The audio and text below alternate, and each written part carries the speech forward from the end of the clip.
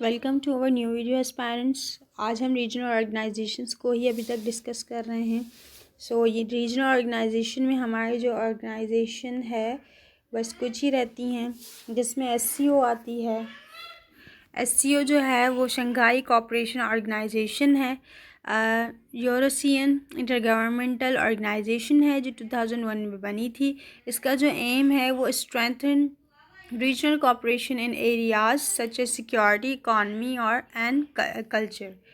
इसका जो काम है वो रीजनल कॉपरेशन को स्ट्रेंथन करना है। दूसरे से थोड़ा सा चेंज है, लेकिन इसका भी सेम ही एम है कि सिक्योरिटी और कल्चर। बाकी इकॉनमी जो है वो चाइना की तरफ से है, जो ख़ुद भी राइज कर रहा है, तो वो अपने रीजन को भी राइज करना चाहता है। ठीक है, इसके जो मेंबर स्टेट्स हैं जिसमें चाइना, रशिया, इंडिया, पाकिस्तान और दूसरे सेंट्रल एशियन कंट्रीज़ आते हैं। ECO इकोनॉमिक कोऑपरेशन ऑर्गेनाइजेशन, ये जो ऑर्गेनाइजेशन है वो एक रीजनल इंटरगवर्नमेंटल ऑर्गेनाइजेशन है जो 1985 में बनी।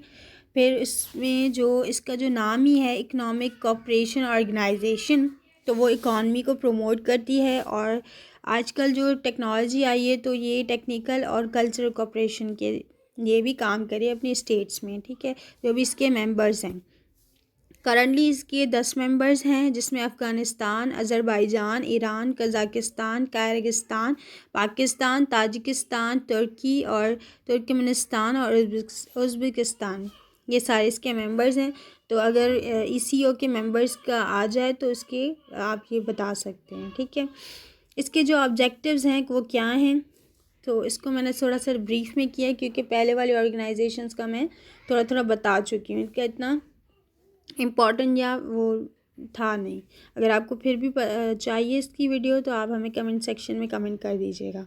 ठीक है, एक ऑब्जेक्टिव्स क्या है इसकी, इकोनॉमिक कोऑपरेशन को प्रमोट करना, ट्रेड, इन्वेस्टमेंट और इंफ्रास्ट्रक्चर डेवलपमेंट के थ्रू, फैसिलिटेट करना transfer of technology and knowledge इसके थ्रू, और फिर कल्चर को कैसे अंडरस्टैंड करना है, कोऑपरेशन और प्रोमोट रीजनल पीस और सिक्योरिटी, जो सबका मोटिव है।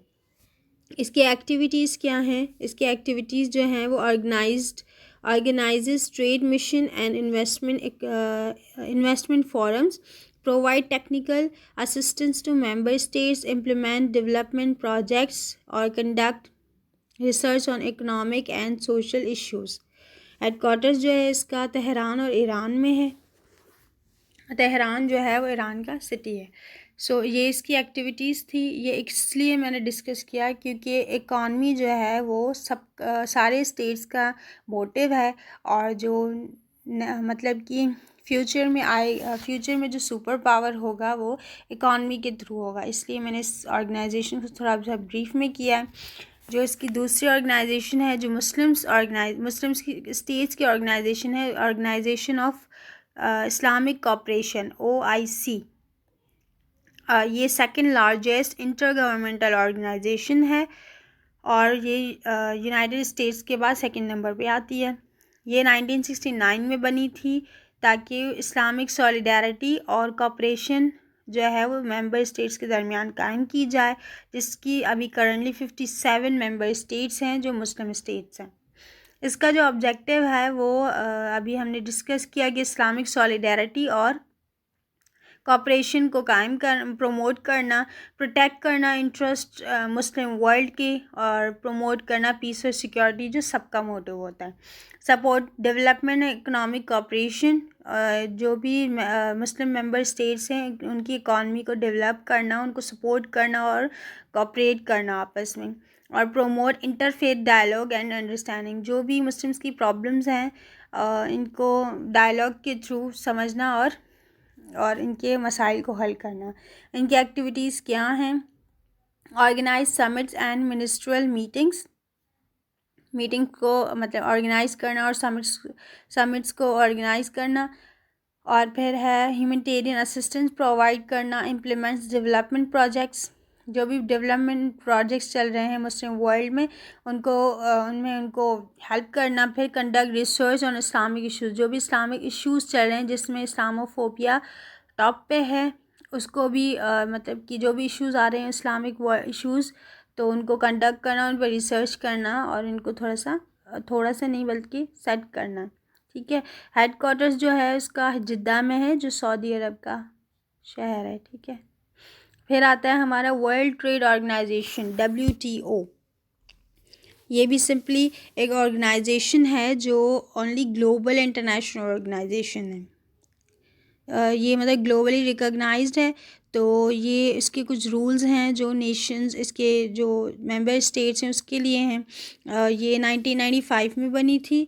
और फिर इसका जो फ्री ट्रेड और रिड्यूस बैरियर्स टू ट्रेड, जो भी ट्रेड्स के बैरियर्स लगते हैं उनको ये हटाता है, उसको रिड्यूस करता है अपने कुछ मतलब कि चीज़ें, पॉलिसीज़ इम्प्लीमेंट करवा के। और इसके करंटली 164 मेंबर स्टेट्स हैं।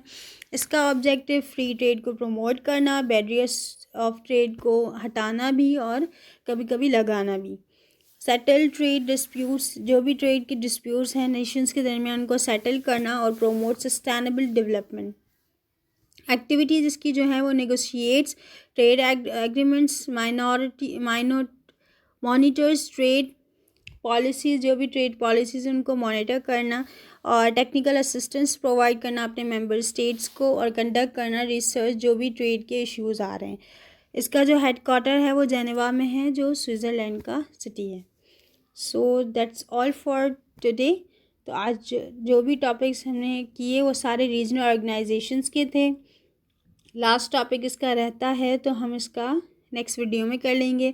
सो अगर आपको हमारी वीडियो पसंद आई है तो आप हमें लाइक करें, शेयर करें, सब्सक्राइब करें और कमेंट बॉक्स में कमेंट ज़रूर करें। Thank you.